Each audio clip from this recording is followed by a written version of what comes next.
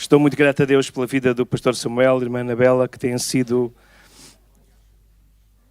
Eu nem me lembrava que eles tinham estado em Cuba connosco. Então a nossa ligação vem muito anterior a Évora. O trabalharmos juntos, o sonharmos juntos, o tentarmos alcançar para Cristo muita gente juntos. Eu hoje fui tão abençoado quando cheguei aqui, porque a primeira pessoa que me cumprimentou foi o Davi. Davi, ele está ali. Davi, tu és tão simpático. Eu disse, olha Davi, que prazer conhecer-te. E ele diz, não, o prazer é tudo meu. Eu digo, tu és tão gentil, Davi. Uma pessoa assim na entrada da igreja, porque o nosso irmão porteiro estava a tratar de outro assunto e foi ele que me recebeu aqui nesta manhã. Então quero agradecer ao Davi pela tua gentileza, porque as tuas palavras foram encorajadoras para mim. É muito importante o teu papel nesta igreja e Deus tem grandes planos para ti também. Louvado seja o Senhor. Claro que a nossa ligação já tem muito tempo, não é? Os irmãos têm estado connosco quando nós aceitámos o desafio de ir para Évora e depois de um tempo como evangelista itinerante no Ministério de Jesus é a Resposta, fomos desafiados a ir a Évora e foi um tempo muito importante e o apoio desta congregação em particular, aqui os irmãos da igreja na Buraca, foi muito, muito importante. Eu estou muito grato a Deus, tenho uma dívida de gratidão ao pastor Samuel, a quem eu considero amigo e prezo muito e aprecio muito o seu ministério e aquilo que ele faz no reino, mas a todos os irmãos também, com a sua simpatia, da multimédia, o nosso Júnior, que sempre trazia uma palavra profética e era uma bênção e continua a ser, graças a Deus. E é isso mesmo, e todos vós, muito, muito, muito obrigado. É um desafio novo. Eu estava a pensar, eu levantei-me de madrugada porque foi uma semana muito cheia, eu estou com a minha agenda assim, sem saber bem onde encontrar espaços para poder... O espaço para o Senhor tem que ser o primeiro e isso já aprendi e graças a Deus que tive que reformar a minha vida para me levantar ainda mais cedo, para ter o meu espaço com Deus e fazer aquele devocional que é aquilo que nos alimenta, que nos sustenta e termos um tempo de oração, buscando de Deus visão e direção. Mas ao longo do dia sabemos que os desafios são muitos. Esta igreja é uma igreja que tem um peso histórico muito grande, mas nós não queremos viver no passado, queremos celebrar a Deus no presente e planear para um futuro glorioso de crescimento, para a obra de Deus, porque as portas do inferno não prevalecem enquanto a igreja de Jesus Cristo. E quando nós tomámos a decisão, depois de uma grande luta, onde a pessoa mais difícil de convencer fui eu, não foi mais ninguém, fui só eu o mais difícil, o Espírito teve que contender comigo várias vezes e muitas vezes e de forma muito intensa. A verdade é que quando ele me derrubou finalmente e eu disse, Senhor, eu disse-te um dia, e eu recordo-me esse dia, quando naquela madrugada, depois da minha vida estar toda desfeita, depois dos meus sonhos estarem todos estragados no lixo, depois da minha coragem para viver estar a desaparecer, naquela madrugada eu voltei-me para o Senhor e disse, Senhor, eu te consagro o resto da minha vida e eu irei onde me enviares e farei o que tu me disseres. E às vezes eu tenho que ser lembrado pelo Espírito dessas palavras, dessa chamada, desse momento. E ontem nós estávamos a falar com alguém, estávamos a relembrar a nossa história, como nós crescemos na igreja, como nós pensamos que somos pessoas boas, como nós pensamos que somos alguém, como nós pensamos, no meu caso, filho de pastor, terceira geração, envolvido em tudo o que é a igreja, e de repente vem uma tempestade à nossa vida e nós percebemos que não somos nada sem Deus. E que sem Ele nada podemos fazer. E temos que reaprender a viver, reaprender a depender, reaprender a esperar e reaprender a obedecer principalmente. E então muitas vezes temos que ser levados a esse momento dessa chamada. Temos que ser levados lá atrás, àquele momento em que Deus falou connosco de uma forma vincada e marcou a nossa vida. Então nós estamos num tempo de mudança. Irmãos, as vossas orações são muito apreciadas e muito desejadas. Eu preciso muito das vossas orações. Eu tinha algumas pessoas que eram para mim os meus pináculos, os meus suportes, os meus alicerces de oração. O meu pai, que era um homem de oração, ele fazia quase tipo uma competição a ver quanto tempo orava por dia. E cada vez que ele chegava, eu lembro-me disso, era adolescente, ele chegava e dizia assim, hoje já orei 45 minutos, isto logo de manhã. Mas dizia, hoje já orei 1 hora, hoje já orei 1h30. E eu digo assim, ok. Ele fazia isso para me entusiasmar também este ministério de oração, que era um ministério que ele tinha e que ele vivia, um ministério que que sustentou a nossa vida e que nos levou nos anos em que fugimos à chamada, nos anos em que eu fugi à chamada, nos anos em que eu me portei mal, conhecendo, nunca deixei a igreja, mas estava com o pé na igreja e estava com a cabeça no mundo. Nesse tempo, as suas orações me sustentaram. E o Senhor o chamou muito cedo, ele partiu com 60 anos de idade. E depois, mais tarde, a minha mãe continuou a ser o meu sustentáculo de oração e também partiu. O Senhor sabe, a gente diz muito cedo, mas Deus sabe todas as coisas, a nós não nos compete, mas também ela partiu para o Senhor. E então algumas das pessoas que eram aquelas pessoas que estavam sempre a telefonar a dizer estou a orar por ti, deixei de receber os telefonemas e fazem muita falta. E neste momento então da minha vida, mas graças a Deus está a levantar algumas pessoas com compromisso. Ainda esta semana alguém falou comigo e disse assim, eu oro por ti todos os dias. E eu disse, muito obrigado.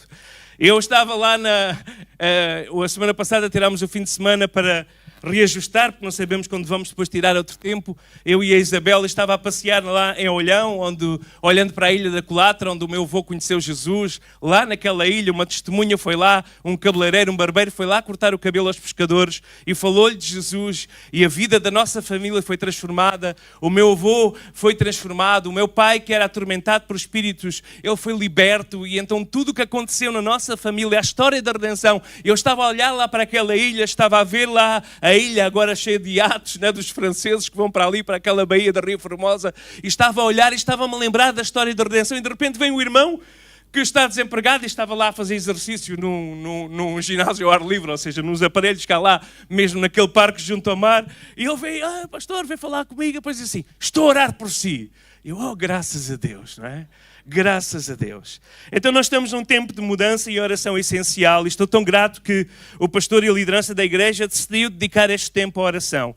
Porque nós precisamos verdadeiramente de olhar à nossa volta e entender que este é tempo da igreja não ficar apenas a olhar para as nossas feridas, mas a deixar que o Senhor trate essas feridas e avançarmos em fé para aquilo que nos está proposto e que Deus tem proposto para nós. Então neste tempo de mudança também, há mudanças que podem ser boas. Graças a Deus, eu já mudei tantas vezes. Eu estava a fazer as contas a semana passada alguém me perguntou e eu estava a tentar colocar as terras todas onde nós vivemos, por todo o país, desde o Algarve, Trás dos Montes, Minho, Alentejo, etc.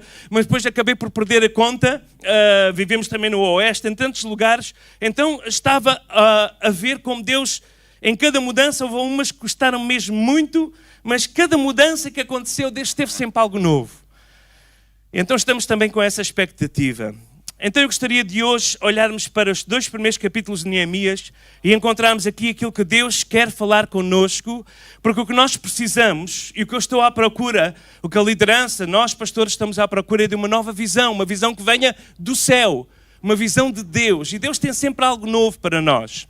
Deixa-me só dizer, enquanto os irmãos procuram, que nós tivemos aqui perto, em Alfragide, este fim de semana, por parte da Aliança, um encontro de professores e educadores. Então vieram professores e professoras de todo o país, cristãos e evangélicos, para estarem juntos, para se encorajarem juntos e para poderem orar juntos pela escola, que é um campo missionário tão grande e tão difícil, onde o inimigo está a tentar tomar conta e pôr bastiões grandes para destruir tudo que são os valores do cristianismo. E nós precisamos de homens e mulheres, professoras e professores comprometidos com Cristo, comprometidos com a palavra, e que mesmo não podendo falar de Jesus abertamente, podem mostrar Jesus abertamente. E um dos líderes da Eureka, que é a Associação de Professores da Europa Evangélicos, ele veio. E o nosso irmão Graham, obrigado Isabel esteve lá também. O nosso irmão Graham, ele estava a fazer a abertura, ele é britânico e ele veio. Ele já foi professor muitos anos, agora está dedicado a esta associação a nível europeu. Ele veio e disse assim, eu cheguei aqui e apetecia-me uma Coca-Cola. E não havia Coca-Cola em lado nenhum. Então ele foi ao senhor Google e perguntou, onde posso comprar uma Coca-Cola? Isto é em inglês, porque ele é inglês. E o Google enviou para um lugar que era 1 quilómetro, 2 quilómetros, como se não houvesse nada mais perto. Então lá foi ele atrás do Google e onde é que ele entra? Provavelmente no bairro do Zambujal. E entrou naquele bairro aqui, perto, que os irmãos conhecem, talvez alguns irmãos são de lá. E ele disse, quando eu entrei naquele bairro, eu senti uma escuridão tão grande, espiritual. As pessoas estavam naquela não sei se aquilo era uma mercearia, se eram supermercados, o que era. As pessoas estavam a comprar coisas que não precisavam. Os homens estavam cá fora a beber alguma coisa. As mulheres e as crianças entravam e saíam. E ele foi lá para entrar uma Coca-Cola e ele disse, eu senti uma pressão. E digo assim, será que não há ninguém aqui a espalhar luz? Porque há uma escuridão tão grande espiritual neste bairro, tanta gente amarrada a vícios, tanta gente amarrada por espíritos malignos. Será que não há ninguém que acenda uma luz?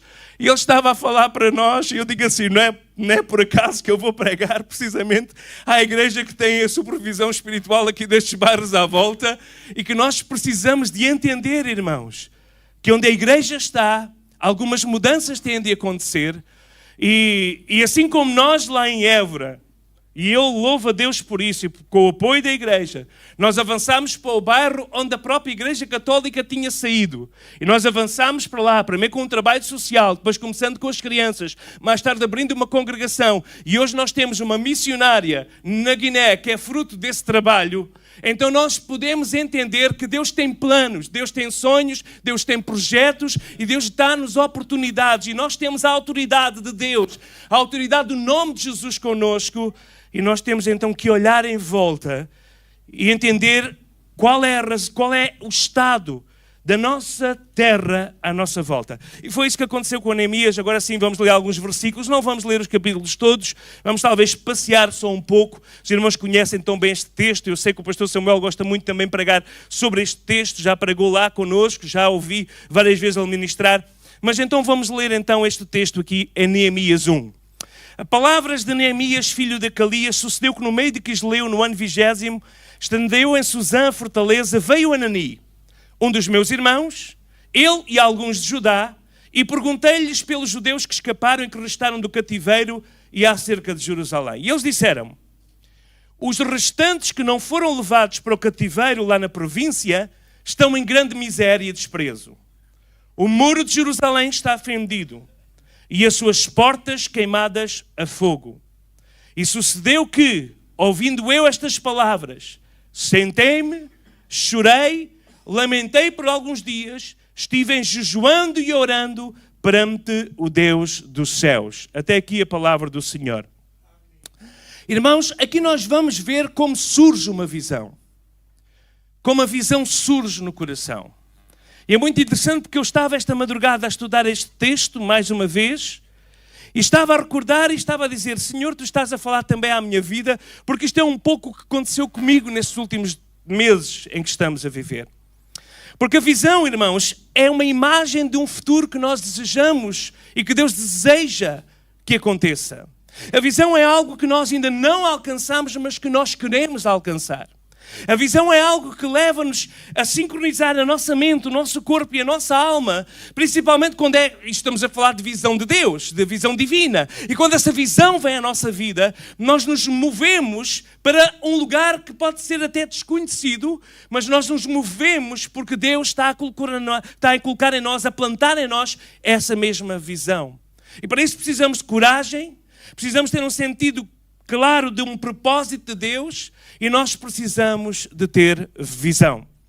E, irmãos, a visão é tão poderosa, mas tão poderosa, que homens e mulheres ao longo da história, e eu não vou pregar só sobre visão, vou apenas aplicar a visão nesta manhã, mas noutras mensagens é onde eu falo especificamente sobre visão, temos vários exemplos de homens e mulheres que tiveram uma visão e mudaram a sua vida e correram atrás dessa visão. Podia dar o exemplo clássico, já que estamos perto da conferência missionária de William Carey, que quando ele vê aquelas caras escuras da Índia, quando ele abre um jornal e vê uma fotografia de indianos, de meninos e meninas da Índia, e ele percebe que na altura eles não sabiam falar, eles não tinham acesso à escola, falaram inglês, claro, não tinham acesso à escola, não tinham acesso à literacia, à educação, não tinham acesso a condições de higiene, não tinham acesso a nada, e o sistema de castas subjugava até alguns que estavam abaixo dos animais. Ele teve uma visão, e aquela visão, quando ele começou a ver aquele povo, ele percebeu que alguma coisa tinha que ser feita, e ele deixa o seu trabalho que estava a fazer numa sapataria, trabalhando num trabalho, e começa a estudar aquelas línguas, e compra uma passagem para ir à Índia, E nós sabemos que na primeira viagem que ele fez, quando ele tentou descer do barco, o governador da ilha não permitiu e ele teve que voltar para trás. Mas esse período que ele passou no barco a ir e vir, ele aprendeu o sânscrito, aprendeu as várias línguas da Índia e estava a ser preparado por Deus. E por causa que na primeira viagem a esposa também não quis isso com ele, e porque era importante a família toda ir, na segunda viagem, quando ele regressou, ela já tinha também sido trabalhada pelo Espírito Santo. E eles foram, e eles deixaram lá a sua vida, derramaram a sua vida, e eles deixaram as gramáticas que ainda hoje são utilizadas lá, a gramática de Carey. Então Deus dá a homens e mulheres uma visão, um objetivo, um propósito incrível. Que podemos mudar o curso da história. Quando nas mãos de Deus nos colocamos, cidades e nações podem ser transformadas por uma mulher, por um homem, por um jovem, por uma criança com uma visão, com uma ideia, com uma paixão. Mas há 6 passos que acontecem que nós vamos ver quando Deus planta uma visão no nosso coração e tem de acontecer para que ela se torne uma realidade. O primeiro é ver a necessidade. Nós precisamos de ver. Jesus, a certa altura, diz aos discípulos: levantai os vossos olhos e vede que os campos estão brancos. Jesus está a dizer: olhem à vossa volta. Jesus, quando levantava os olhos, via a multidão e via como ovelhas desgarradas e errantes que não tinham pastor. Jesus olhava, Jesus tinha um olhar de compaixão, Jesus via as necessidades. E Jesus diz aos discípulos: vocês precisam também de levantar os olhos. Vocês não podem andar na estrada apenas a olhar para baixo, onde coloquem os pés. Olhem para cima, olhem à volta, olhem as necessidades à vossa volta. Se cada cristão, se cada crente, cada moço e moça, cada mulher, cada homem cheio do Espírito Santo olhar em volta, poderá ser um instrumento de Deus para transformar tantas pessoas, seja numa paragem de autocarro, seja num gabinete de espera de um exame, seja no local de trabalho com um colega. Deus vai nos dar a oportunidade para deixarmos a marca viva de um Cristo vivo que vive em nós e que nós não podemos deixar de demonstrar. Mas precisamos de ter visão, precisamos de ver a necessidade. E durante muitos anos, irmãos, eu andei, por exemplo, agora falando de uma coisa mais prática, andei a combater sobre ter uns óculos progressivos. E quando eu queria, por exemplo, pregar, muito bem, eu tirava os óculos, as pessoas diziam sempre: porquê é que tu não olhas para as pessoas? Porque eu só vejo tudo desfocado. Então olhava assim no geral. E as pessoas diziam: mas quando estás a pregar tu nunca olhas para as pessoas, tens de começar a olhar para as pessoas. Mas porque eu via tudo desfocado, sentia-me mais confortável, não via as reações das pessoas à mensagem que estava a ser transmitida. E a certa altura eu precisei de uma ajuda para clarificar a visão. E a igreja dos nossos dias precisa desta ajuda. A ajuda de um colírio do Espírito Santo que possa clarificar a nossa vista para vermos à nossa volta a necessidade dos povos. Homens e mulheres que Deus está a trazer à nossa volta, que estão a caminhar para o inferno. E nós temos a palavra da vida que não podemos deixar de partilhar. Deus dá a homens e mulheres uma visão e propósito. E Deus quer dar-te a ti. Então olha em volta, vê a necessidade. Mas ver a necessidade não é apenas aquilo que nós precisamos fazer. Nós temos que ver, mas se nós não sentimos nada, não vai acontecer. Então temos que deixar que essa imagem deixe ao coração. Ver a necessidade, sentir a necessidade. Ver a necessidade, sentir a necessidade. Jesus viu a multidão e moveu-se de íntima compaixão. Ver, sentir. Mas depois tem que haver uma ligação à necessidade. Nós temos que ter uma ligação qualquer. Nós temos que nos identificar com o povo. Nós temos que nos identificar e lembrar que também nós já andámos desgarrados. Também nós já andámos no pecado. Também nós já andámos e fizemos e cometemos e desagradámos e usamos Cristo ao vitupério tantas vezes, com conhecimento da palavra falhamos e pecamos. Então temos de estar ligados, identificar-nos com aquela gente que está a passar por dificuldades, com aquela gente que está a ser vítima de violência, com aquela gente que passa dificuldades até mesmo na alimentação, nos identificarmos com essas pessoas, uma ligação. O quarto passo é nós sentirmos essa ligação, deixa de ser apenas uma ligação emocional, filial, familiar, mas passa a ser uma ligação que se torna um fardo. Alguma coisa que é um peso que Deus coloca no nosso coração. Alguma coisa que nós sentimos um peso para aqueles que sofrem. Uns vão sentir talvez um peso pelas crianças. Outros vão sentir um peso pelos idosos que estão sozinhos em casa. E alguns até morrem em semanas, a porta está fechada e começa a cheirar mal. E os vizinhos vêm e vão chamar a polícia e os bombeiros. E quando descobrem, a pessoa já tinha morrido há 2, 3, 4, 5 semanas. E ninguém tinha sido percebido que aquela mulher, que aquele homem esteve sozinho nos seus últimos momentos e ninguém levou uma palavra de conforto, de esperança, de indicar o caminho para a vida. Talvez tu vais ter esse peso. Um peso sobre os idosos. Talvez tu vais sentir um peso dos imigrantes, porque se calhar já foste imigrante e então sentes o peso, o que é chegar a uma terra estranha, não entender nada dos costumes da terra, não saber como tratar de um papel, não saber o que fazer. Talvez Deus vai te dar esse peso pelos imigrantes. Talvez o peso vai ser por uma mulher vítima de violência. Porque talvez até já tenhas passado isso na tua vida no passado. E tu podes escolher o que fazer com o teu passado. Tu podes deixar que o teu passado te atormente, o teu passado te viole, ou tu podes deixar que o teu passado seja colocado nas mãos de Deus para dizeres a alguém que está a sofrer: eu passei por lá e Jesus me libertou. Usar o passado para a glória de Deus. Talvez tu vais e sentindo este fardo, seja qual for, talvez de um negócio falhado, de uma falência. Irmãos, Deus permitiu que eu fosse à falência na minha primeira empresa para entender o que é a gente querer pagar as contas e não conseguir, o que é não sentirmos envergonhados quando entramos num balcão de um banco. Deus deu-me essa oportunidade, ou permitiu que isso acontecesse para eu entendesse também isso. Irmãos, entendem? Sentimos um fardo. Mas não podemos apenas ficar a chorar, a sentir e com o fardo em cima, um fardo que esmaga. Não, nós temos que sentir que podemos fazer parte de mudança.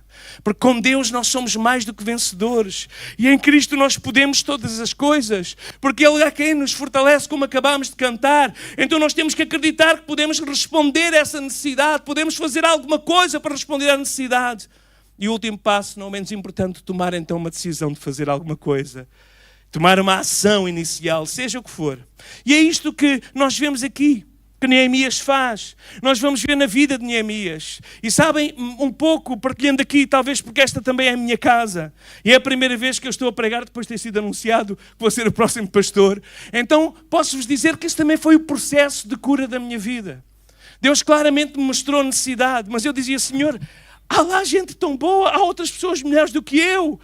Senhor, eu estou tão bem no meu trabalho, eu estou aqui tão confortável, eu estou a servir. E Neemias estava confortável, eu estava a servir lá o imperador, ele tinha uma posição de destaque, a posição dele era apenas provar os melhores vinhos, provar as melhores bebidas, provar aquilo que vinha de todo o mundo, do império. Ele era o primeiro a provar, e depois de provar dizia: bom, isto está estragado, não, você não bebe. Ou dizia: não, isto é mesmo bom, deixa-me só provar mais um copo a ver se é mesmo bom. Não, estou a brincar. Então ele provava e depois passava ao imperador. Ele estava num lugar de destaque. Ele era um deportado, ele era um migrante deportado, era um refugiado, não, porque foi mesmo deportado, ele foi capturado. Ele era alguém que tinha sido tirado da sua terra, mas ele não estava lá a trabalhar com os escravos, ele estava no palácio. Ele estava num lugar onde ele ouvia aqueles que falavam bem do rei, quando servia, e ouvia aqueles que vinham lá bajulá-lo, mas também estava no lugar dos bastidores onde ouvia falar mal do rei. E este lugar que Deus pôs Jeremias era um lugar importante para ele se tornar um estadista, para ele perceber como lidar com aqueles que estão a favor e como aqueles que estão contra. E ele percebeu isso mesmo. E quando ele então vem, os amigos, vem lá um familiar, o Anani, um dos meus irmãos. Nós sabemos ser irmão de sangue, se ele fala de irmão por causa de ser da sua tribo ou de ser da sua raça. Mas no verso 2 diz que vem Anani, dos meus irmãos, e alguns de Sudá, e ele perguntou pelos judeus, ele perguntou: como é que estão aqueles que restaram do cativeiro? Aqueles que não vieram para aqui, como é que eles estão? E a resposta foi uma resposta que mexeu com ele. Verso 3, os restantes que não foram levados para o cativeiro na província estão em grande miséria e desprezo. Grande miséria e desprezo. E depois o muro, que é a proteção, está fendido, as portas de proteção estão queimadas. Então ele começa a imaginar aquela cidade, talvez que ele tinha saído de lá como criança ou adolescente. Começa a imaginar aqueles muros tão bonitos que havia de Jerusalém. Aquelas portas trabalhadas de uma forma que só os judeus sabiam trabalhar. Queimadas a fogo. Ele começa a imaginar. Mas principalmente começa a imaginar um grupo de homens e mulheres numa miséria, a lutarem para colocar o pão na mesa. Começa a imaginar as pessoas que estavam num grande desprezo, ninguém ligava. Eles eram abusados pelos povos que entravam, vandalizavam. Quando eles tentavam obter alguma coisa e guardar alguma coisa, como não havia muros de proteção, vinha aqueles grupos de saqueadores e levavam tudo o que eles tinham. Então a alegria estava a ser levada, a produtividade estava a ser levada. Aqueles que estavam lá na pátria, que não foram para o cativeiro, estavam em grandes dificuldades e grande miséria. Então ele viu a necessidade. Ele viu a situação. Ele não era construtor civil. Ele não era arquiteto. Ele não era engenheiro civil. Ele não era alguém que tinha sido preparado para a construção de um muro, ou um carpinteiro para construir as portas, ou um ferreiro para fazer as fechaduras destes mesmos portões. Mas ele viu a situação. Ele viu os portões queimados. Ele viu as pessoas que viviam no medo. E quando Deus começa a plantar uma visão num homem, numa mulher de Deus, nós começamos a ver o que está a acontecer. E nós começamos a deixar que essa visão deixe um pouco mais ao nosso coração. Então experimente ver a visão. Feche agora os seus olhos. Eu fiz este exercício só uns segundos. Feche os olhos. À sua volta. Qual é a miséria que você vê? Qual é a miséria que você vê? No outro dia, nós chamámos um desses Ubers, ou Glovo, que veio trazer uma encomenda à casa. E o rapaz nunca mais chegava. Eu fiquei preocupado porque ele tocou a campainha do prédio e nunca mais chegava. E eu fiquei, o que é que aconteceu? Ele enganou-se no andar e fiquei ali, tentei saber o que é que se passava e nunca mais chegava. Fechei a porta, fui para dentro. Passado aí uns minutos ele toca a campainha. Eu digo, então o que é que se passou? O elevador está avariado, os nossos elevadores estão sempre a variar. Eu disse, não, eu não posso entrar no elevador. Eu tenho uma doença contagiosa. Dizer isto a alguém que está a entregar alguma coisa não é muito bom, não é? Mas no seu inglês, nós estávamos a falar inglês, ele nem sabia falar português. Eu estou muito mal, estou muito mal. E ele estava ali mesmo, parecia que estava quase a desfalecer. Eu pensava, o homem morre-me aqui à porta. E ele subiu as escadas, os 7 andares, para entregar uma coisa que tínhamos encomendado no supermercado que nos fez falta. E eu disse assim, pronto, entreguei-lhe uma oferta e disse, olha, não lhe disse muito mais porque nós não estávamos a conseguir comunicar, o inglês dele também era muito, muito fraco. Mas depois quando fechei a porta fiquei a pensar, digo assim, Deus até traz pessoas às vezes à nossa porta, a necessidade, em dificuldade, e nós tão rapidamente dizemos, vá em paz, Deus te abençoe. Parece que é Jesus que está a falar lá em Mateus. É muito forte esta passagem. O que é que nós vemos quando fechamos os olhos? Será que nós só conseguimos ver os nossos projetos, o nosso prazer, ou nós conseguimos ver a necessidade daqueles que estão à nossa volta? Será que nós conseguimos ver a necessidade? Conseguimos ver a necessidade. Então, se Deus está a mostrar uma necessidade, se Deus está a colocar em ti uma chama, não deixes que o inimigo a apaga, porque isto é um processo de sementeira. Deus vai fazer nascer a ti uma visão. Então vê essa necessidade, sente essa necessidade. Neemias estava a muitos quilómetros de distância, estava a centenas de quilómetros de distância, mas as suas emoções foram tocadas quando ele começa a ver com uma visão como Jerusalém estava e aquilo que era preciso ser feito. E meus amados irmãos, foi isso que nós vimos acontecer com os nossos missionários. Nós estamos prontos a chegar à conferência missionária, os irmãos vão ser cheios destas mensagens. Mulheres e homens que foram lá. Eu acompanhei o processo do Paulo Durão, ele sai da igreja de Évora, claro, da igreja de Lisboa, que é a igreja também missionária, nós éramos missão, e ele sai dali, quando ele vai a Guiné, ele vê as necessidades. Ele viu que a cidade havia tantas igrejas, havia tantas escolas, se havia alguma coisa é em Bissau. Mas à medida que se avançavam os quilómetros, e não era preciso ir muitos, porque a aldeia onde ele está é cerca de 40 quilómetros de distância, 30 e poucos quilómetros de distância, se não estou em erro, eu já fiz aquele caminho com ele. Aquela distância que estava ali mudava tudo completamente, deixava de haver estradas, deixava de haver água potável, deixava de haver energia elétrica, deixava de haver escolas para as crianças, e ele começou a ver a necessidade. E Deus começa a semear. Eu lembro quando ele voltou depois de ver a necessidade. E Deus mostrou-lhe uma oportunidade de alguém que estava disposto a dar um terreno para começar aquele projeto. Eu dizia, Paulo, vamos fazer um projeto maior. Ele vinha e trazia desenhos, ele fazia uns rascunhos, dizia, e falta aí mais. Quem sabe um centro de saúde, quem sabe mais alguma coisa. Porque quando a visão começa a ser plantada no nosso coração, nós não podemos ficar impávidos e serenos. Então, Neemias não apenas viu, mas ele sentiu de uma forma muito forte, porque ele diz que, verso 4, quando eu ouvi estas palavras, eu assentei-me e eu chorei. Então houve ali um choro, houve ali uma lamentação, houve ali um sentimento claro da necessidade. Ele vê a necessidade, ele começa a sentir a necessidade, ele começa a chorar. Meu querido irmão e irmã, será que tu já viste alguma necessidade que te fizesse chorar? Às vezes nós só choramos quando um familiar está doente, ou quando recebemos uma notícia de morte, Ou quando se calhar perdemos o nosso emprego, quando há alguma coisa que nos bate à porta diretamente, nós choramos facilmente. Mas será que nós conseguimos chorar com a visão e com aquilo que Deus mostra no nosso coração e que vem da parte dele? Então Neemias viu a palavra e ele começou a chorar, porque a visão começou a nascer dentro de si. É como se um nervo espiritual fosse tocado, é como se um ciático espiritual fosse tocado, e uma dor grande provoca na sua alma, no seu coração. Ele começa a chorar. Começa a imaginar as crianças, começa a imaginar aqueles agricultores que vinham e saqueavam todas as suas colheitas e de repente eles tinham preparado. Começa a imaginar aqueles comerciantes que de repente alguém vinha e roubava as suas lojas. Começa a imaginar o templo da adoração de Deus, onde entravam outros povos e profanavam. Começa a imaginar tanta coisa, começa a imaginar a necessidade. E Neemias começa a chorar. E este é o segundo passo.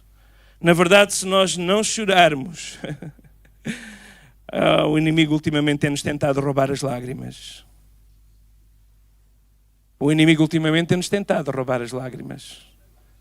Porque nós estamos a comer e estamos a ver crianças que de repente vê os seus pais morrerem, pais com bebés sem vida nas suas mãos. A guerra, a miséria, tudo o que entra pela porta adentro na janela que é a televisão, nós acabamos por ter uma capa, não é, de proteção. Nós, no início... Não sei como era convosco no início, mas no início, há uns anos atrás, a gente via estas imagens e começava a chorar. E agora, às vezes, estamos a ver as imagens e estamos a dizer, olha, tem aqui falta de sal um bocadinho no que estamos a comer. Nós deixamos de nos emocionar com as necessidades dos outros.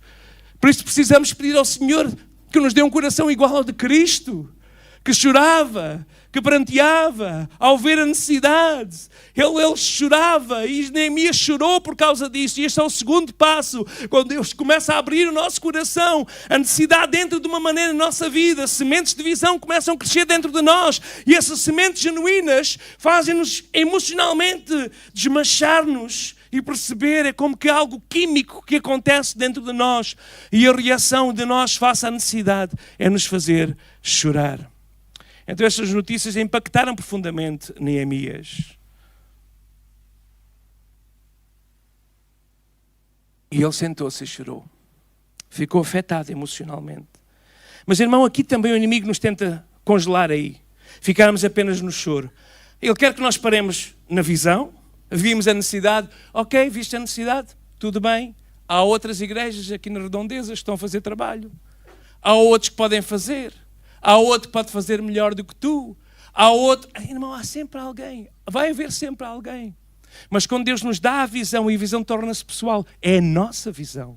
É a visão de Deus para a nossa vida, para a nossa igreja, para o nosso ministério. Então, não é apenas ver, e aí o inimigo quer que nós paremos e dizer, ok, outras pessoas vão resolver. Olha, isso vai-se resolver de outra forma. Depois há a emoção de nós sentirmos, isto não pode continuar assim, não dá para continuar assim, alguma coisa tem que mudar. E nós ficamos quebrantados e nós vemos os irmãos a precisarem de liderança, de direção e ficamos a sentir esse peso. Mas depois começamos a ficar ligados e entendemos que fazemos parte desse grupo e a consciência da necessidade torna-se tão forte. O inimigo quer nos congelar apenas no choro, mas o choro é parte do processo, mas o choro não é o processo completo. Ele chorou, e a palavra de Deus diz que ele chorou e lamentou alguns dias, e foi algum tempo, tal é o grande choro e o lamento, mas ele começou a fazer logo um trabalho espiritual. Ele não podia ir, mas ele podia jejuar e orar. Ele não podia estar lá em Jerusalém a fazer o muro, mas ele podia orar e jejuar. Deus levanta. E sabem, o mais interessante é quando nós oramos. Isto aconteceu também comigo neste processo. Nós começamos a dizer, Senhor, levanta um líder, Senhor. Levanta. E nós até tínhamos alguns nomes na nossa mente. E estávamos a orar, Senhor, levanta esta pessoa, levanta aquela pessoa, levanta aquela pessoa. Quando nós começamos a orar pela solução, o que pode acontecer é Deus dizer, tu és essa pessoa. Normalmente acontece quando nós oramos por Deus levanta missionários na igreja. Oh, Senhor, levanta missionários na igreja. E um jovem assim, da idade do Davi, começa a dizer, Senhor, envia lá um missionário lá para sei lá, deixa-me cá ver, para a Tanzânia. Tanzânia é ali depois de Moçambique, onde estão lá, é um país muito, muito tropical, para ser assim mais bonito, mas muito miserável. Com muita miséria. Envia alguém para ir para lá e de repente começamos a orar e vamos ao Google e vamos procurar sobre a Tanzânia, os habitantes, como é que é. E começamos a ver que há pessoas pobres, que há muitos órfãos, pais e mães que morrem, crianças que são abandonadas pelos pais. E de repente começamos a orar, Senhor, envia missionários. E quem sabe se Deus diz, tu és o missionário. És tu. Mas eu. Então, mas há pessoas melhores do que eu. Há outros que podem fazer melhor o trabalho. Tu és a pessoa. Porque quando nós somos instrumentos na mão de um Deus que tudo pode. Tudo pode. Então o Espírito Santo começa a alugar. Porque neste período de jejum e oração, os irmãos passaram esta semana jejuando e orando, perante de Deus. Senhor, dá-nos uma visão. Senhor, muda a nossa história. Irmãos, eu estou tão feliz.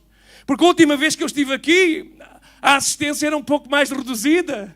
E hoje, quando eu entrei, não foi apenas a simpatia do Davi, não foi apenas a alegria dos irmãos a me receberem, não foi apenas o café que a nossa irmã me pagou ali no bar, que também foi muito bom, mas sabe o que é que foi melhor? É quando eu começo a olhar para trás e eu vejo as cadeiras quase todas cheias, digo assim, louvado seja o Senhor! Porque Deus quer levantar uma igreja viva. Aqui nesta freguesia, aqui nesta zona de Águas Livres, onde é das zonas mais carenciadas do Conselho da Amadora, Deus tem-vos colocado aqui com propósito, como uma coluna, como um estandarte, como uma embaixada de Deus vivo aqui neste lugar. Então começamos a ficar ligados, nós fazemos parte, nós temos ligação. Eu já tinha visto, ele tinha sentido, mas agora ficava ligado. E ele começa então a orar a Deus, verso 5, agora vamos ler. Ah, Senhor Deus dos céus, Deus grande e terrível, que guardas o conserto e a benignidade para com aqueles que te amam e guardam os teus mandamentos. Estejam atentos, pois, os teus ouvidos e os teus olhos abertos, para ouvires a oração do teu servo que eu faço de ti de dia e de noite, pelos filhos de Israel, teus servos, faço confissão pelos pecados. Aqui o pastor Samuel pode pregar sobre isto, porque eu acredito mesmo nisto, confessarmos os pecados daqueles que estão à nossa volta. Faço confissão, identificação.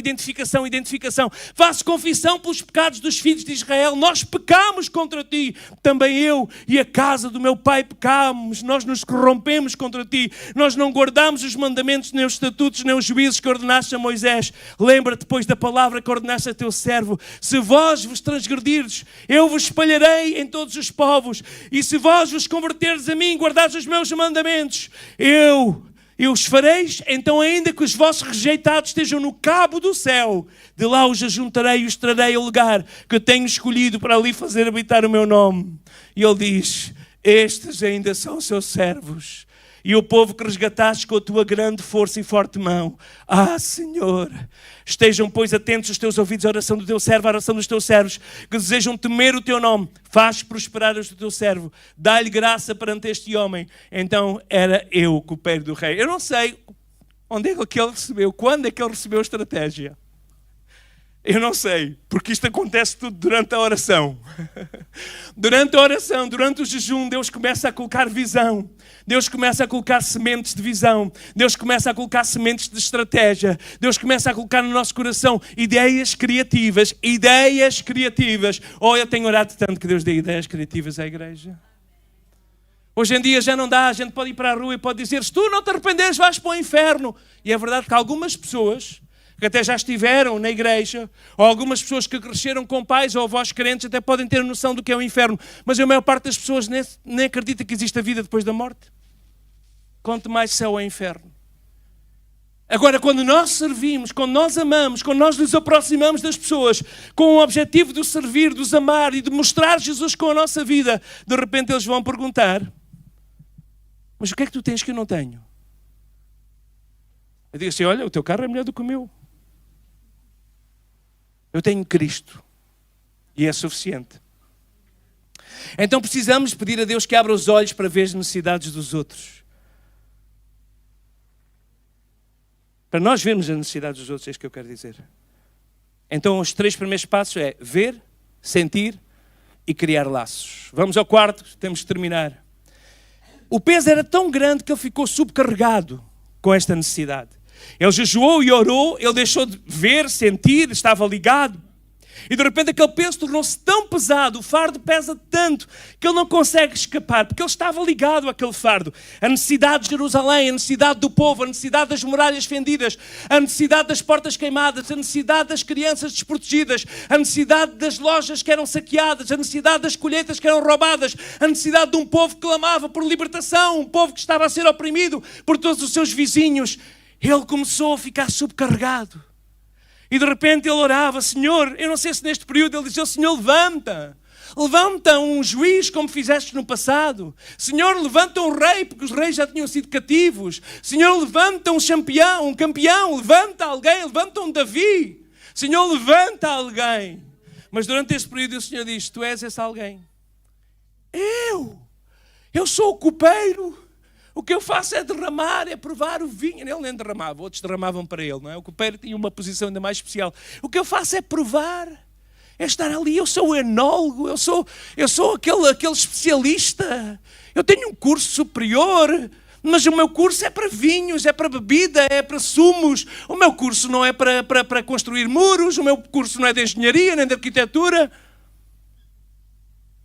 Mas Deus disse: tu estás a ver a necessidade? Tu estás a sentir a necessidade. Tu estás a ficar subcarregado e percebes que estás ligado e estás subcarregado. Então tens que fazer alguma coisa. E quando Deus faz crescer esta visão na nossa vida, a dada altura tens que atravessar uma linha da observação para a ação.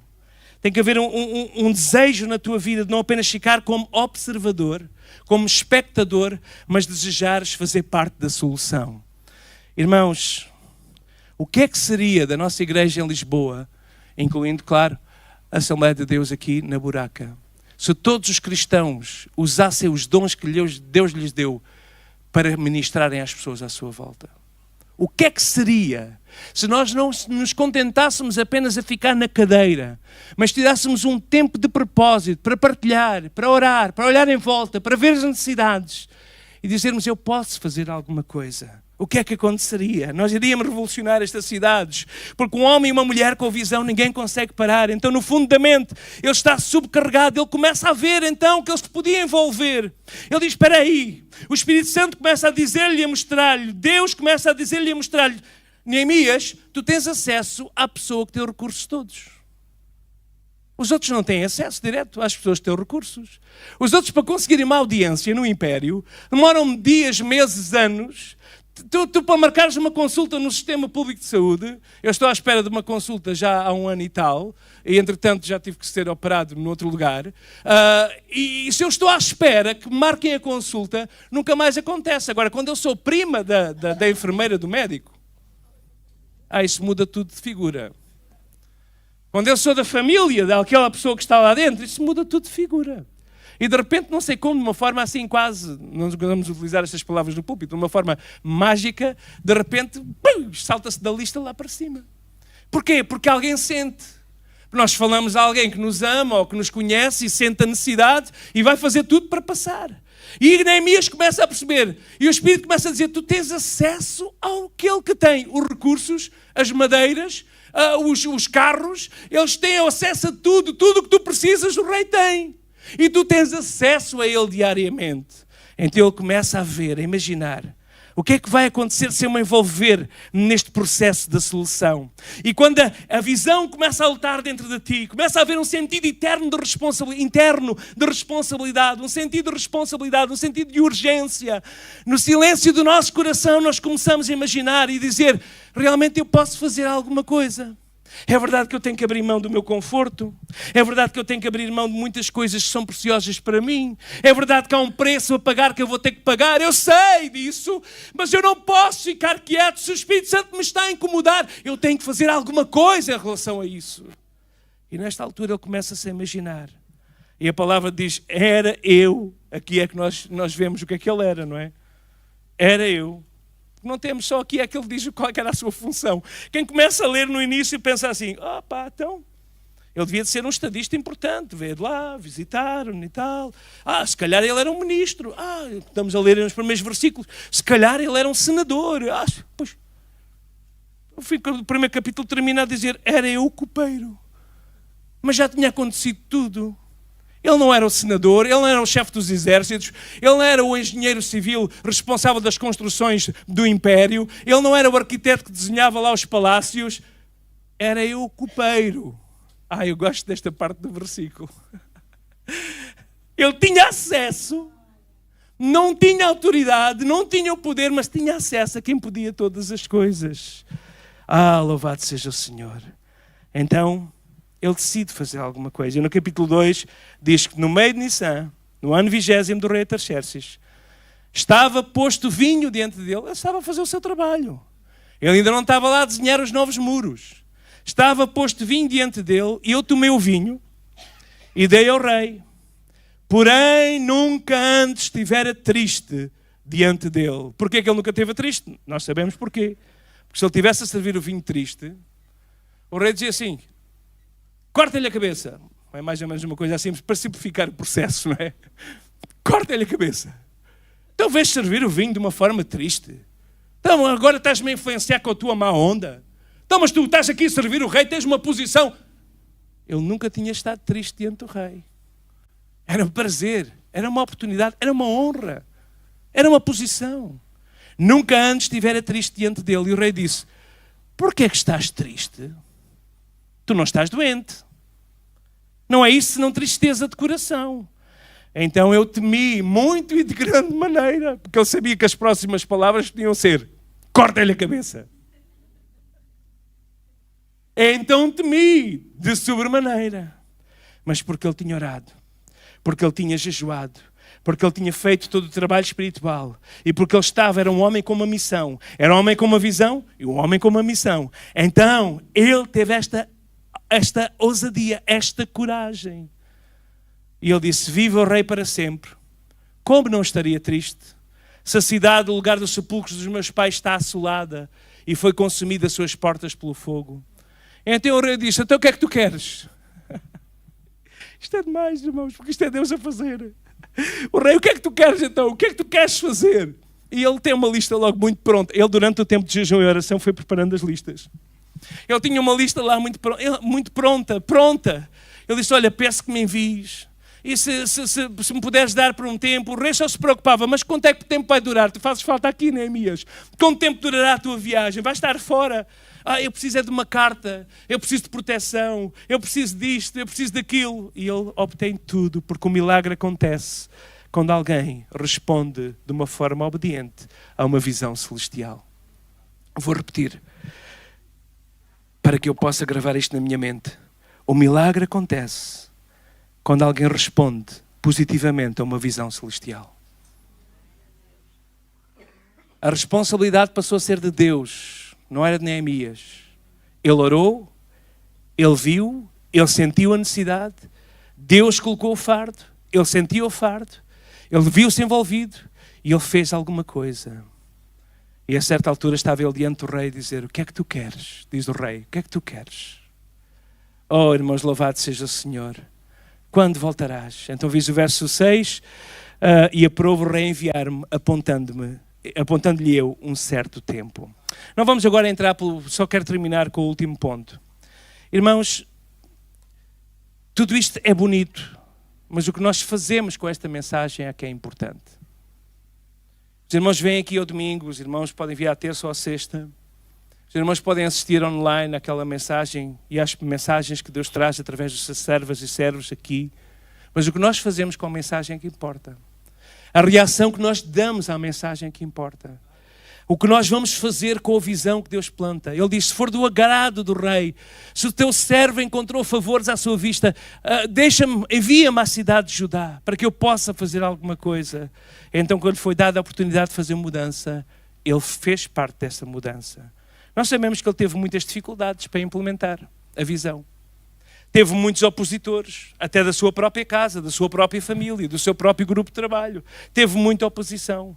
Mas na tua vida como na minha, irmão, se nós estamos a orar para que Deus possa trazer despertamento à sua igreja, nós não nos podemos conformar, irmãos. Nós vemos tantas igrejas virem, abrem, umas abrem e fecham, outras abrem e continuam a crescer. Eles têm o mesmo Deus que nós temos, eles têm o mesmo Senhor que nós temos. Talvez alguns tenham mais um compromisso maior do que eu tenho, mas nós precisamos mudar isso, irmãos. Nós precisamos de começar a fazer parte da solução. Nós não podemos ficar apenas a dizer: coitados dos muros que estão derrubados, que pena, as portas bonitas que foram queimadas, no passado estes muros eram lindíssimos, no passado as portas eram trabalhadas e tinham coisas de ouro nas portas, no passado. Ontem estava a dizer a alguém, estava a dizer assim: olha, nós agora vamos entrar numa nova fase da igreja. Se os irmãos querem passar o tempo a falar do passado, a gente vai criar um clube dos saudosistas do passado da Assembleia de Deus de Lisboa. E nós vamos fazer reuniões e chás e café para falar do passado. Agora, se alguém quiser estar no presente, a construir um futuro diferente, então vamos nos juntar e vamos olhar para a frente e vamos dizer: podemos ter falhado, podemos ter abrandado as nossas orações, podemos deixar de nos esforçar. É verdade que o tempo passou, estamos cansados, muitas coisas aconteceram na nossa vida, mas o mesmo Deus que estava com os irmãos em 1932, é o Deus que está connosco em 2024. E nós precisamos de entender que o mesmo Deus que fez milagres e maravilhas, o mesmo Deus que enviou jovens para começarem congregações em toda a cidade, o mesmo Deus que inspirou aqueles missionários para acreditarem em adolescentes e jovens, é o mesmo Deus que está connosco, irmãos.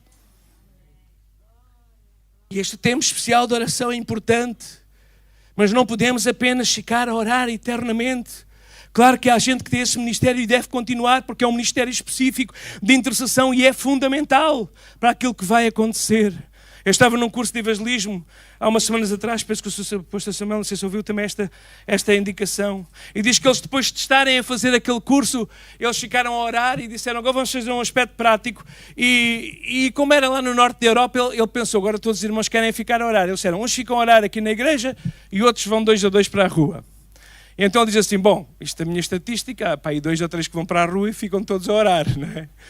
Porque é mais fácil orar. Não é muito fácil, mas de ir lá para a frente da batalha é um pouco mais difícil. E de repente, toda a gente diz: eu quero ir para a rua, quero ir para a rua. E só ficou lá um irmão que tinha dificuldades em se mover. Digo: eu fico aqui a orar por vocês. E ele de repente viu toda a gente a ir para a rua, 2 a 2, falarem com as pessoas, como Jesus mandou. E vieram com uma alegria tão grande. Porque quando nós vamos, há tempo para orar, há tempo para jejuar, mas há tempo para agir. E eu acredito que na mudança deste inverno para a primavera, assim como as árvores sem flores e folhas começam a dar os primeiros sinais, quando um broto começa a brotar, uma flor começa a surgir, Deus quer neste tempo de mudança usar-te a ti para fazeres parte, para ver uma nova estação na igreja em Lisboa, para ver uma estação na igreja aqui local, uma nova estação que dá flores e que dá frutos. Mas o mais importante é nós dizermos: eu quero fazer parte disto, Senhor. Talvez aqueles irmãos que têm menos energia podem ficar a orar.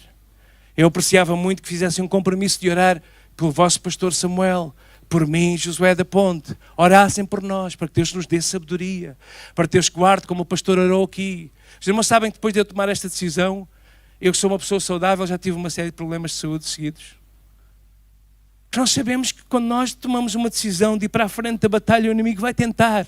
Nós precisamos de homens e mulheres que se levantem, intercedendo. Senhor, guarda os teus servos. Às vezes os irmãos não entendem porque é que, às vezes, parece que o pastor não aparece. O que é que está a acontecer? Às vezes, se calhar, ele está lá em casa, em sofrimento, em dor, debaixo de uma grande pressão que o inimigo levantou sobre a sua vida. E onde é que estão aqueles que levantam os seus braços no alto do monte, a dizer: estamos ao teu lado, estamos a orar, estamos contigo, porque nós não é fácil, irmãos, quando temos alguém na frente da batalha, mas o Senhor está a chamar uma geração para uns intercederem, mas para outros irem. E quando tu dás este passo de te envolver e chegas perto do pastor e dizes: pastor, eu quero me envolver no projeto de evangelismo, pastor, eu quero me envolver no projeto de escola dominical de rua, pastor, eu quero me envolver, é alguma ideia, agora vem a primavera, vamos pensar, vamos sonhar, vamos deixar Deus plantar sonhos criativos na nossa mente, vamos ter ideias fora da caixa, vamos fazer tudo e por todos para alcançar alguns, como o apóstolo Paulo diz. E quando nós decidimos fazer isto, irmãos, quando nós damos este passo, quando lançamos a visão, eu sei que envolve fé e envolve riscos, mas o Senhor da obra está ao nosso lado a dizer: bem está, servo bom e fiel, sobre o pouco foste fiel, sobre o muito eu te colocarei, entra no gozo, vamos participar, vamos conquistar esta terra, aleluia, vamos fazer alguma coisa para a glória de Jesus, não para a nossa glória, mas que o nome de Jesus seja elevado e possamos atrair homens e mulheres, todos resfarrapados, com vidas emocionais partidas, pessoas que tiveram tantos vendavais na sua vida,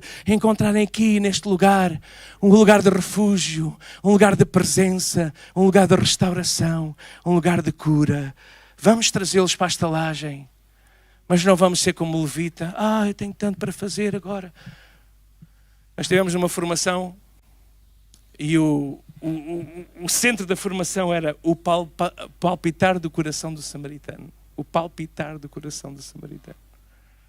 Passou o levita, viu lá o homem caído, meio morto, olhou-se pelo canto do olho e continuou.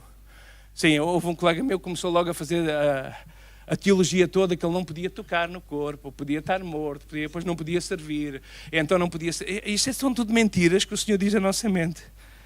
Colocar-nos o que vai acontecer se nós nos envolvermos com os feridos. Mas o samaritano viu e desceu. Os outros não estavam sequer em cima, estavam em baixo. O samaritano viu e desceu e envolveu-se. E pegou naquele corpo meio morto e colocou-o sobre a sua cavalgadura. E ele então foi ao lado. Ele é que estava agora descido. E foi e levou à estalagem. E entregou ao estalageiro. Ele foi tratado. Nós precisamos ter esse palpitar desse coração. Quando vê a necessidade, não passa de lado, mas faz alguma coisa. Faz alguma coisa. Estava a ouvir um testemunho de alguém que viveu nas ruas e que a certa altura foi convidado por umas irmãs simpáticas a comer um caldo verde. Ele disse: o pão tinha 4 dias. Não sei como é que ele identificou que o pão tinha 4 dias, mas tudo bem. Há algum estudo posterior que ele fez da causa. O pão tinha 4 dias. Mas a simpatia, o amor e a graça daquelas que estavam ali a servir foi o anzol que me puxou daquele lodo onde eu estava, das ruas, para depois mudar de vida, ir para o Centro de Desafio Jovem e mais tarde ser transformado pelo poder do Evangelho. Irmãos, há tanta gente aí à nossa volta. A igreja precisa de homens e mulheres com visão, mas homens e mulheres com compaixão, que a visão deixe o nosso coração e vamos fazer alguma coisa. Talvez alguma coisa que tu podes fazer, Davi. Pode ser com um colega daquele da escola que não tem nenhum amigo. Talvez um imigrante ou um estrangeiro que vem e ninguém fala com ele. E tu te aproximas e tentas fazer uma amizade e estás a mostrar o que é ser Jesus a essa pessoa. Todos nós podemos fazer alguma coisa. Todos nós podemos ser instrumentos nas mãos de Deus. Vamos orar para que Deus nos dê um coração igual a dele. Para que Deus coloque colírio nos nossos olhos. Os nossos olhos tenham umas lentes bem lavadas, limpinhas, para vermos a necessidade à nossa volta. Pai, nós estamos diante de Ti, Senhor. Olhamos à nossa volta e vejo um mundo em sofrimento, um mundo que caminha para o abismo. Pensamos, Senhor, Pai, naqueles que nós amamos, que estão a caminhar para o inferno. Isso nos traz, Senhor, pranto, dor, nos faz chorar, nos faz orar. Mas, Senhor, Pai, Tu amas todo o mundo, todas as pessoas, toda a humanidade. Tu amas, Senhor, aqueles que vêm do Bangladesh, como amas aqueles que vêm do Brasil, como aqueles que vêm da Guiné, que vêm de Angola, ou de São Tomé, ou de Moçambique. Tu amas aqueles que vêm, Senhor, da Inglaterra, ou que vêm de outro país qualquer, ou que é um português. Tu amas, Senhor, a todo homem e a toda mulher. E Tu nos mandas a amá-los também como Tu os amastes. Senhor, abre os nossos olhos, abre os nossos ouvidos, abre o nosso entendimento para ver as oportunidades de missão. É verdade que como igreja, Senhor, oh Pai, às vezes é mais fácil chegarmos aos miseráveis, mas aqui em Neemias nós vemos que foi esses miseráveis, aqueles que outrora até foram pessoas boas, pessoas que tinham propriedades, mas tinham sido vandalizados, tinham passado tempestades na sua vida, tinha havido uma invasão, uma destruição, e tu chamaste Neemias para ser o reconstruidor, Senhor. E nós oramos agora que a tua igreja possa ter o mesmo sentimento, cada um de nós, para olhar em volta. E quando agora vamos levar estes folhetos, pode ser um folheto simples, Senhor, mas é uma semente que nós deixamos. E quando oramos, Senhor, quando preparamos, mas quero orar particularmente com aqueles que estão no mercado de trabalho e que trabalham diariamente com moços e moças, com colegas, até alguns que chamam de amigos, mas não conseguem, Senhor, partilhar a fé. Eu oro no nome de Jesus, que a autoridade que há no Espírito Santo dê coragem para chamá-los à parte no momento certo, coragem para partilhar esta semente de vida que um dia colocaste no nosso coração, para sermos instrumentos nas tuas mãos, para a transformação daqueles que tu nos dás a oportunidade de nos relacionarmos. Pai, eu oro que cada um possa usar os seus relacionamentos para, Senhor, oh Pai, fazer multiplicar a tua igreja no nome de Jesus. E eu oro que nós sejamos agentes de transformação no poder do Espírito Santo. No nome de Jesus assim oramos. Amém e amém. Muito obrigado, meus queridos irmãos. Deus abençoe. Estamos juntos, somos a mesma igreja e estamos juntos. Farei muito gosto se os irmãos quiserem estar connosco no dia 3 de março, na cerimónia de tomada de posse. Vão orar por mim. Para mim este momento de oração é muito importante. Os irmãos que puderem estar lá no Lumiar, façam esse esforço. Eu vou ficar muito feliz.